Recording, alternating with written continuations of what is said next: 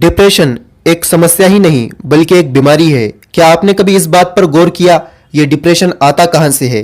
ये कहीं और से नहीं, ये हमारे अंदर से आता है और हम खुद ही इसे बढ़ावा देते हैं। किसी के अच्छे कपड़े देख लिए, किसी की अच्छी लाइफस्टाइल देख ली, किसी के हाथ में 40,000 वाला आईफोन देख लिया, किसी के पास करोड़ों रुपए देख लिए और ये सब देखने के बाद मन ही मन में ये सोचते हो उस इंसान के पास सब कुछ है और मेरे पास कुछ भी नहीं। उसकी जिंदगी मेरे जिंदगी से कितनी अच्छी है और मेरी जिंदगी तो कुछ भी नहीं।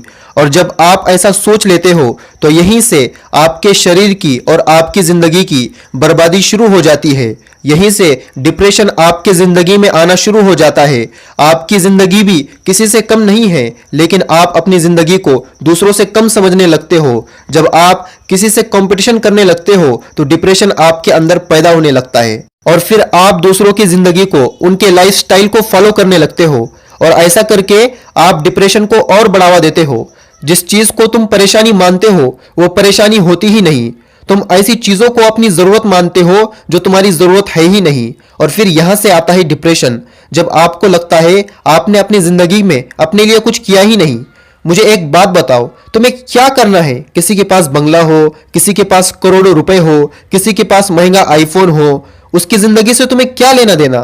तुम क्यों उसके जिंदगी के बारे में सोचकर अपना कीमती टाइम वेस्ट करते हो? और तुम्हें पता है यह सब जान के मुझे दुख ही मिलने वाला है। यह सब तुम्हें पता होता है लेकिन तुम्हारा मन नहीं मानता।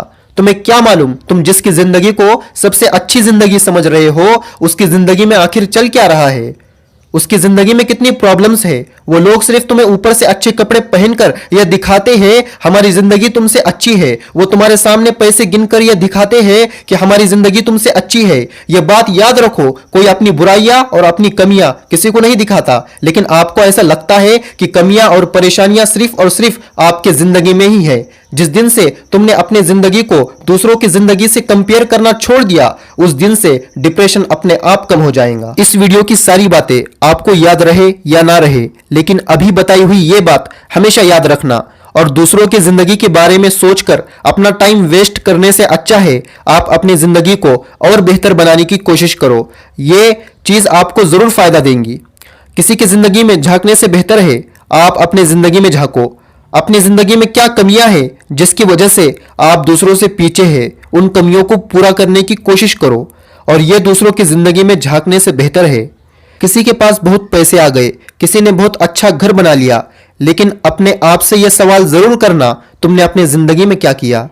तुमने अपनी जिंदगी में कुछ नहीं किया, तुम बस अपनी जिंदगी को दोष देते रहे। ऐसा रहने से बेहतर है तुम अपनी जिंदगी में तुम्हारे पास जो भी है उसमें खुशियां तलाश करो।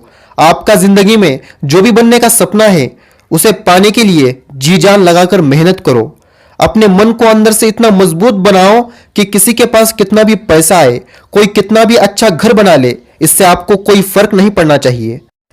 इस दुनिया में ऐसे कई सारे लोग हैं जिनके पास करोड़ों और अरबों रुपए की संपत्ति है, लेकिन इतने सारे पैसे होने के बावजूद वो अपने पसंद का खाना नहीं खा सकते।